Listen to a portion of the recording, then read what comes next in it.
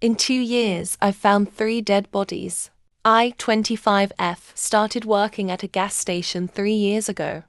I would arrive at the store at 5 in the morning, get the money for the register from inside the store, and then walk 1,000 steps out to the gas station to open up.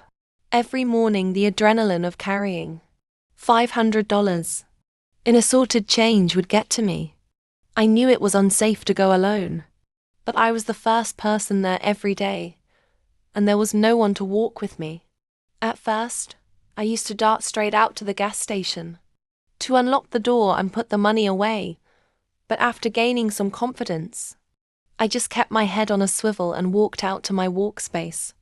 Our store and gas station shared a parking lot with a smaller store, which routinely had homeless people hanging around it.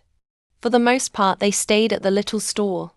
Once in a while, they would come dig through the garbage cans or wash their hands in the windshield, cleaning buckets, but nothing too concerning. After my first year, I was no longer scared of my morning routine. I got the money and headed out on my trek, put the money away, checked the garbage, and did my leaf blowing when I noticed a figure slumped against a pillar on that smaller store. At this point, I was used to seeing people sleeping over there, and I still don't know why, but my heart sank and I knew that he was dead. I still don't know what tipped me off, but I ran into the kiosk and called the police. The police, the fire department, and the ambulance came. They taped the area off and worked for what felt like hours before they took him away and left. I mentioned it to my manager when they asked why the police were there, but I never told anyone else at work. It never felt like my story to tell. All I did was call the police. That's all I could do. My manager offered to let me go home, but I declined. Going home would not save that man, and I doubt that it would have made me feel any better. Later that day on my lunch break, our local community news group, who listens to the police scanners, posted on Facebook that there was an unattended death at the little store. I shouldn't have, but I read the comments. People fighting about homelessness and choices that someone could make to cause them to be homeless. People making horrific comments about drug abuse. People saying they were glad to have one less person leeching off the community. But all I could think was that it was someone's son. He might have been someone's father or brother. Despite any choices he made in his life, he died alone. He might have welcomed death or taken his final breath in fear. I will never know. The sunrise came up that morning and it was absolutely beautiful. The prettiest sunrise I have seen. But it broke my heart knowing he would never wake up to another sunrise again. 6 months later, the same thing happened. But this time all I saw was a set of legs sticking out from behind the landscaping. Again, I called the emergency services.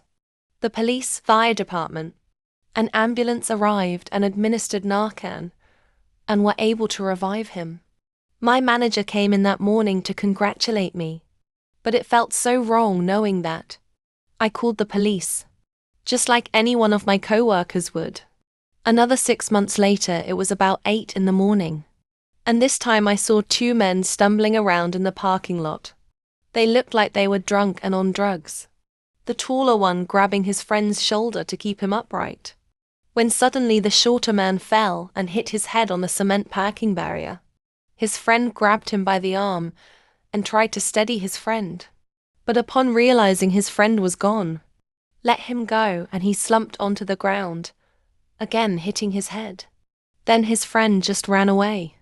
I hesitated, maybe 30 seconds or maybe a full minute before calling the police, and they arrived, covered his body, and took him away. That afternoon when I got home from work, I just laid in my bed and cried for the first time about these 3 men. I was so angry and heartbroken, and I even felt a little guilty that there wasn't anything I could do. I don't know why I typed this all out. I've only ever talked about this with my parents and my husband. I have since gotten a new job. It has now been 2 years from the first death, and I still think about these 3 men. I wonder what could have been done differently to prevent these deaths. And I hope the second man is recovered and still alive to this day. Follow for more.